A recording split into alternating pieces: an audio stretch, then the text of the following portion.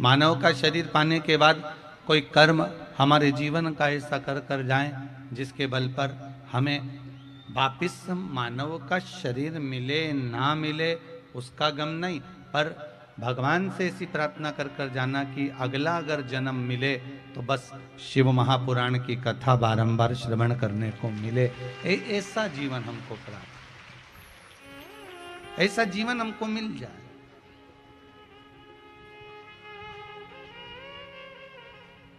और एक बार अगर मानव की देह अगर हमको मिल रही है, मानव का शरीर प्राप्त हो रहा है, भजन प्राप्त हो रहा है, स्मरण प्राप्त हो रहा है, तो वो हमें किसी भी रूप में हमें शिव की शरणागति की ओर लेकर जाए।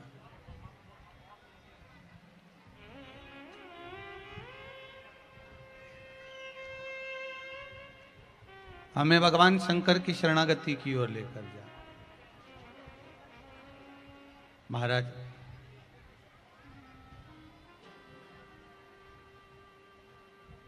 अगर मनुष्य का शरीर अगर देवताओं को भी मिला है ना, तो उनके पीछे भी चिंता लगी हुई थी,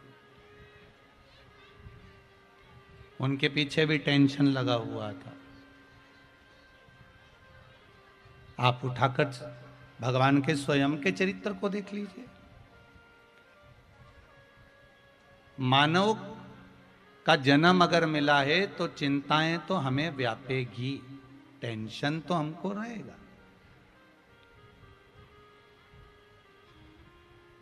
हाँ, संत के जीवन में, गुरुजन के जीवन में अगर मनुष्य का शरीर मिला है तो अच्छे से अच्छा महंत क्यों ना हो, संत क्यों ना हो, पीठाधीश्वर क्यों ना हो, मठाधीश्वर क्यों ना हो, कोई विरक्त से विरक्त भी अगर संत है, तो मानव का अगर शरीर मिला है तो टेंशन तो उसके जीवन में भी है, चिंता उसके जीवन में भी है।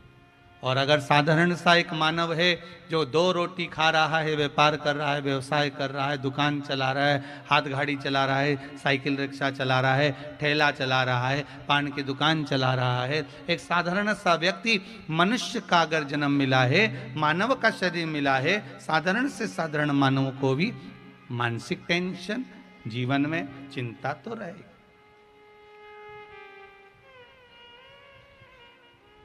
एक बात पहले कही थी, आज फिर कहते हैं। घर में हाफ सेट है, घर में डिनर सेट है, भोजन का सेट भी, घर में सोफा सेट भी है,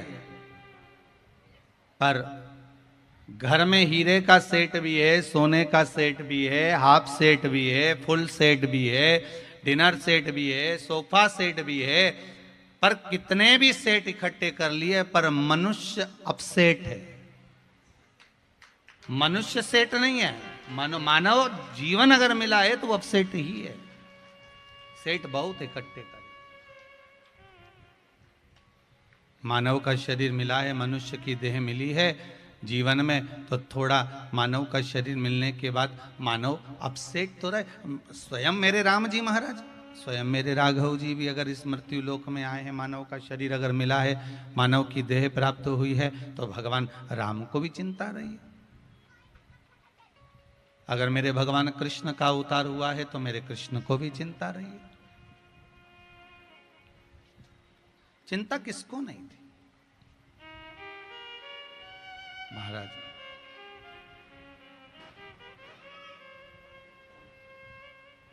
रुक्मणी मैया भगवान कृष्ण की 16,108 रानियों में से एक,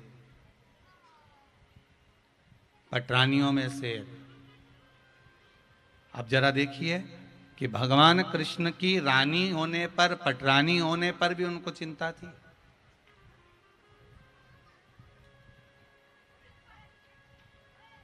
घर में बेटे का जन्म हुआ, रुक्मणी मैया के गर्भ से भगवान प्रद्युम्न का जन्म हुआ।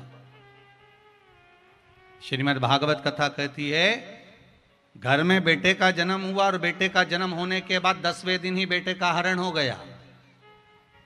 सुनिए कि नहीं सुनी भागवत जी में? सुना है ना कि बेटे का जन्म हुआ, प्रद्युम्न का जन्म हुआ, और प्रद्युम्न का जन्म होने पर 10वें दिन तो बेटे का अपहरण हो गया।